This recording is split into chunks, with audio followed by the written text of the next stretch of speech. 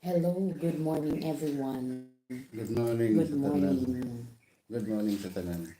So, ani nga kabuntagon, ani ana usab kami before kamo hadto sa pulong sa Dios, mag-aawit sa ako. Awit sa himaya.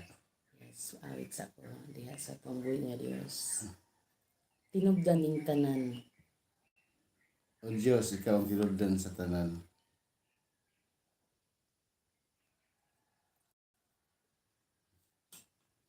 Maminaw lang sa ka. Maawit samtang maawit ka sa pambuhi nga Dios.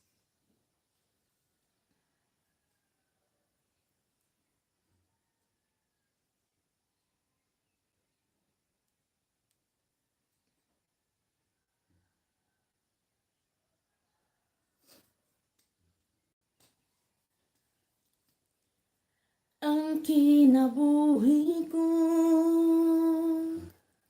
gikan kanimo nagapangita sa katagbawan mo, dili ko mabuhi kung wala ka, kay ikaw ang giya ning kinabuhian. Wa ko'y mahimo kung way tabang gikan nimo, kaya na kanimo ang kahimuan sa tanan. Kay ikaw lamang o Diyos, tinubdan ning tanan sa sinugdan ug sa katapusan. Ang imong ngalan gayon mahingmayan.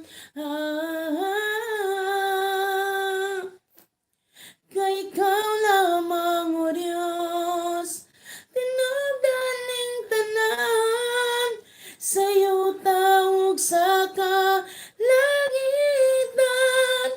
ang imong katahong nagadan-ang. Praise God.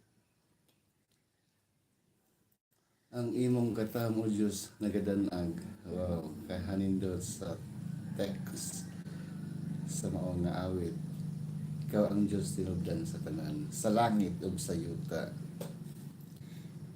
Yes, so nini nga kabuntagon atong verse makita diha sa Psalms chapter 46 verse 1. Nagaingon siya, ang Dios mao ang atong dalangpanan o kalig-on, madali nga katabang sa atong kalisdanan.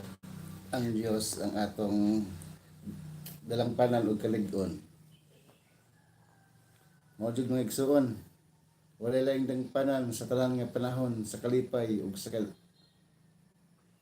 Diyos kayo.